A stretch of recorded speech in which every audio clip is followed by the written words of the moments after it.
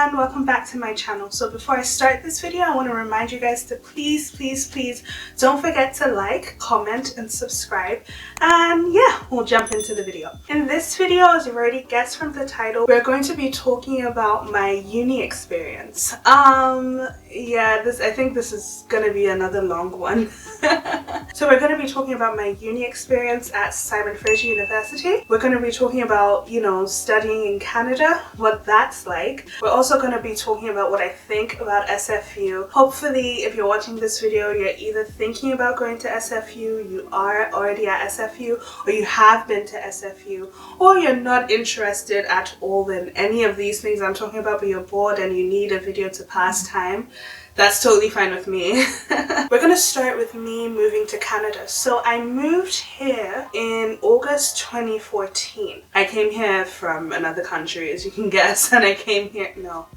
Wait, why are you telling them that? That doesn't make sense. I mean, I came here as an international student. People ask why I chose SFU. I'm not sure if I had like specific reasoning choosing SFU. When I had the opportunity to travel, I knew that I wanted to come to Canada, and I knew that I probably wasn't going to be happy anywhere else other than BC and specifically Vancouver, because I'm not like a cold person. Like, I don't do cold weather at all. Cold, extreme weather at all is not for me.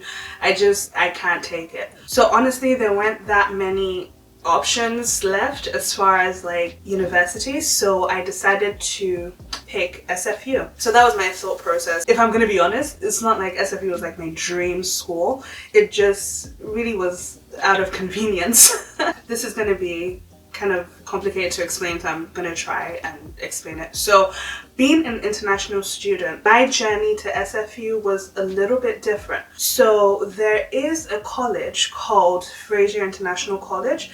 It is attached to SFU, however, it's specifically for international students, people who haven't studied in Canada before. So it's kind of designed to help international students kind of acclimate towards studying in Canada, living in Canada. It's kind of supposed to prepare you for life at SFU. So with FIC, you're supposed to finish your first year there, so it's kind of equivalent to you doing your first year at SFU, and then you transfer your credits to start your second year at SFU. So by that time, you're kind of like expected to have kind of gotten used to being in Canada and studying in Canada, and you know your way around the SFU campus. That's what's expected by the time you get to your second year, so you're just a little bit more comfortable. So there are distinct differences between FIC and SFU. FIC have much smaller classes, so you probably don't have more than 30 people, I would say 35 people in a class. The actual building is quite small.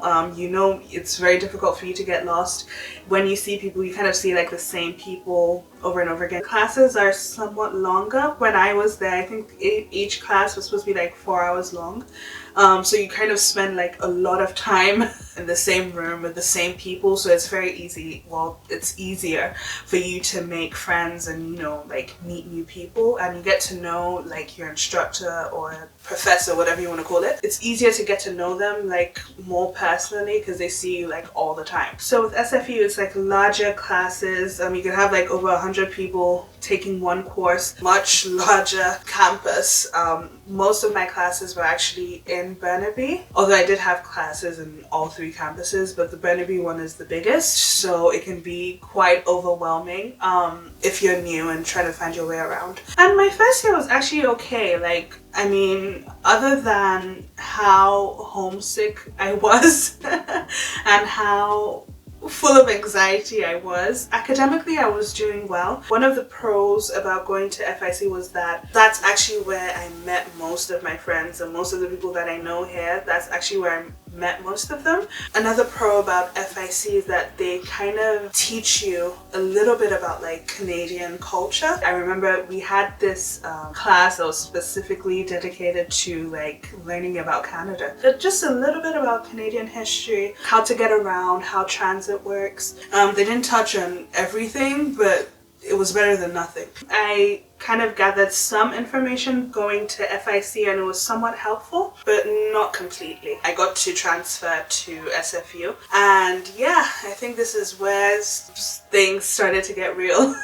Before I came to Canada, my aim was to get a bachelor's degree in psychology, and a bachelor's degree here typically is 4 years. Honestly, when you finish really depends on you though, because you could take more classes or more credits and finish way earlier than the 4 years, or you could take a little bit longer if you take more breaks or you take less classes. So I started in August 2014 and I finished, well, my last class was in December 2018, I believe, and then my graduation was until the summer of 2019. This is just a quick tip.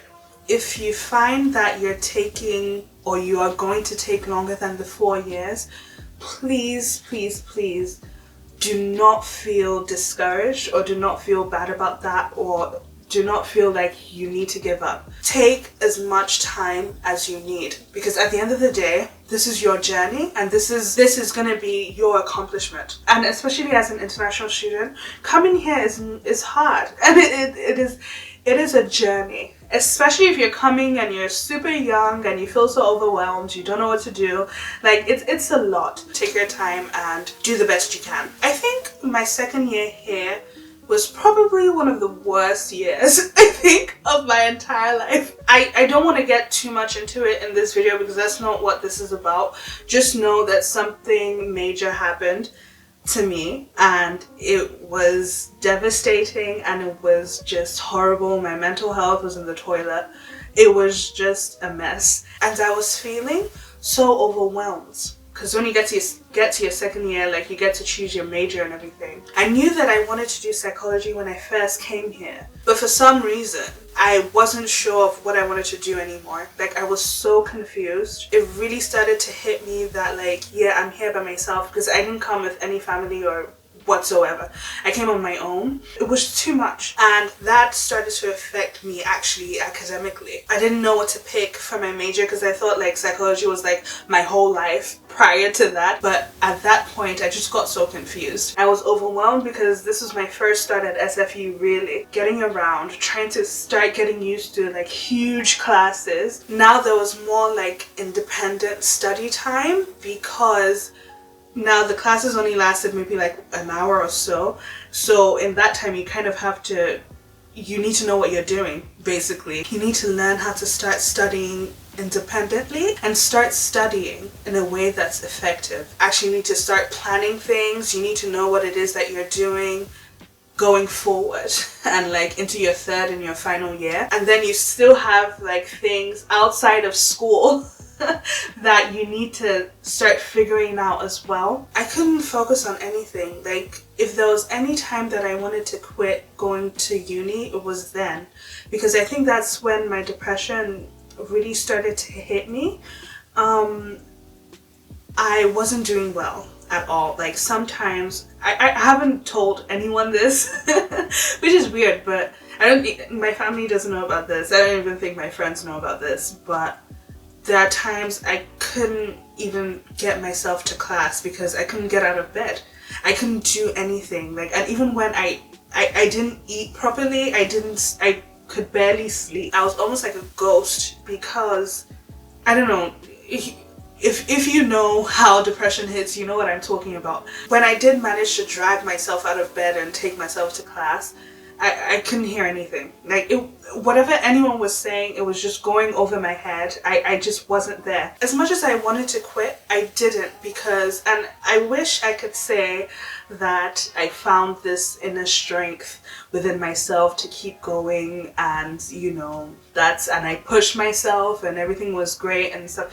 I can't tell you that, guys, because that would be a lie. That's actually not what happened. The reason I didn't quit was because I knew that my parents, first of all, my parents are responsible for me even being able to come here, and I knew that they had put a lot of trust in me to let me move here on my own, and I knew how much they had sacrificed for me to be able to come here. Not even talking about the financial stuff behind it, just like the faith that they had in me to be able to finish something that I told them that I wanted to do. I didn't want to let them down. Okay, because guys, like, I come from a family, and this is like, I'm not trying to like flex or anything, but I come from a family that's actually really educated. Like, all my siblings have a postgraduate degree of some kind, whether that's a PhD or master's, whatever. And I just didn't want to be the failure. I didn't want to be the failure in the family, like, you know, I didn't want to be the uneducated, illiterate. I didn't want to be that one that just broke, you know, the whole streak of, you know, education. The thing about me is, it's one thing for me to disappoint myself, but it's another thing for me to disappoint other people that have put their faith and their trust and their hope in me, and everything, you know, to make sure that I succeed. So that's pretty much why I knew that I couldn't give up, and I had to push with everything that I had coming into my second semester and my second year to do the best that I could at the time with what I had. So my third year I was in a much better place. I decided to switch majors. I tried to stick with psychology, but it just wasn't clicking in the way that I thought it would. It's kind of like an expectations versus reality thing when it came to psychology. I just thought I would be learning more applicable, practical, real life things when it came to psychology, but a lot of the classes that I took, and now this could be my mistake, but a lot of the classes that I took, they were just like, it was just like theory upon theory upon, and I'm just like learning things that I don't personally think I would ever need in the future. And so for me, I feel like I'm taking these classes, which cost a lot of money, by the way. If you're an international student, or if you were an international student, you know what I mean. You know how expensive going to school, our tuition, everything is. So I actually just randomly took a gender, sexuality and women's studies course. I cannot remember for the life of me what it was about. But I just randomly decided to take that class because it just seemed interesting, and I fell in love with it. First of all, the classes were like kind of super small compared to like my psych courses, and the instructors were a little bit more, you know, engaged with the students. And I remember I was like, oh, this seems like really cool. And I loved it because we were just talking about everyday things. Like, we'll talk about racism, we'll talk about women's issues, we'll talk about learning about gender, masculinities, femininities. Jeez, we'll talk about everything. And like, this was stuff that was happening like in real time, in real life, and it just came so naturally to me. I remember this story. I think I've always been like this since I was younger, but I remember when, back in the UK, I went to this shop and there was this chocolate, I believe it's called a Yorkie or something. If I find a picture, I'll put it somewhere. And it had this label on it that said no girls allowed or something, like for boys only or something like that. I don't even know, something like that. And I remember, and it's so silly because I was only like 11 at the time, but I remember I got so super upset. I just got so angry. I was like, how could they do this? Like, why can't I have it? And I made it a point that every time that I went to the shop, I would buy this chocolate as like, it was like my war against sexism basically, and gender equality and women's rights, that I would buy this chocolate every single time that I went to the store. Thinking about it now, it's probably just like a marketing thing that, you know, for them to just sell this thing to boys and girls, to be honest, to everyone. And it works because I bought it all the time. So I think deep down I've always had this pro-woman vibe thing about me. I've gone so off point. But anyway, once I made the decision to study gender and women's studies, that was probably the best decision I could have made throughout my whole university career, life, whatever. I will say this. Going to university anywhere is expensive, except you like are super smart and you have got a scholarship or something. If you are gonna go, please do something that, even if you don't enjoy it 100%, enjoy it a little bit. Do something that, take a course, take a class, pick a major that you feel like you enjoy and you somewhat look forward to actually going to classes, because spending money on education or getting into debt because of education. It needs to be worthwhile. I know gender studies is not exactly, I don't know, engineering. Some people actually that I've had conversations with have put me down a little bit for my choice. But then again, some of these people don't even have degrees to begin with, so I don't even take them seriously. My advice to anyone watching this, whatever you do, make sure that you're doing something that makes you happy, not anyone else. And I know it's hard. I'm Nigerian, right? And if you are Nigerian, or if you're even any type of African, to be honest, you know how important education is. You know, our parents instill that in us from a very young age. But at the same time, and I guess I can say this because I was lucky enough to have parents that didn't pressure me one way or the other to do a particular thing. So for me, I know my degree, studying what I did, has given me knowledge that I never would have learned anywhere else doing anything else. It has given me analytical skills. It has given me the ability to think independently and think for myself. And that's something that I could use in any career. It's something that I could use in any area of my life, whether that's personal, whether that's professional. So I have no regrets. So what do I think about SFU? I've written in my notes, start with the good things. I like how they have a wide range of courses available. I think it's possible to find something that you will enjoy learning going to SFU. I do like the teaching. The professors I had, they were really, really good. But that might just be like my department thing. They were wonderful people. It's also, if you go to the Bebe campus, it's also on top of a mountain, which is really cool, actually. I mean, if you're into hiking and stuff like that, that'll be great. Now, on to what I feel like SFU can improve on. I think that there is some work to be done when it comes to student experience, when it comes to SFU, especially with international students.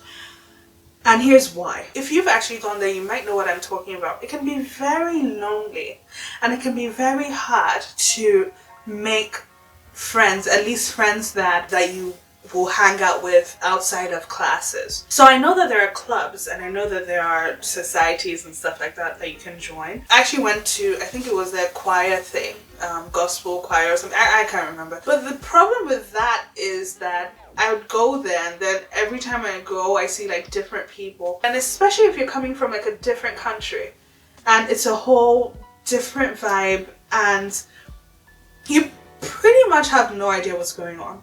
So it's like it's tough. It's tough to know how to maneuver your way around that as someone who's traveled from another country coming into Canada and then just trying to get used to everything. It can be very overwhelming. And I don't feel that there's enough support for international students. And I don't even think there's enough support for all students socially. I don't think that there is at all. And I think what might be good, and this is just a suggestion, is having like, I don't know what to call them, like small classes, like maybe tutor classes that just focus on like non-academic stuff. And I think having something like that could be very beneficial, especially for international students, because if you have a class that's just dedicated to, for example, course planning, housing, finances, especially like dealing with building your credit, savings, how to support yourself financially, employment, things like that, I think that would be so helpful and so beneficial to everyone. So teaching students how to transition from being a student to being like a grown adult that has to work and has to learn, because that after graduating and you know, you're trying to find like a full-time job now and you're trying to be an adult, that shit is hard. Like, excuse my language. With international students especially, who like put in so much money, and to get like almost zero support that way, I don't particularly think it's fair. That's pretty much it, everyone. But again, if you have any specific questions, please don't hesitate to leave it in the comments section and I will answer your question. Or if you've actually been to FIC or SFU, I'd love to hear your thoughts about it. If you agree with what I'm saying or if you think I'm just talking out of my behind, let me know. Thank you guys so much for watching. Again, don't forget to like, comment, and subscribe. And I'll see you in my next video. Thank you so much. Bye!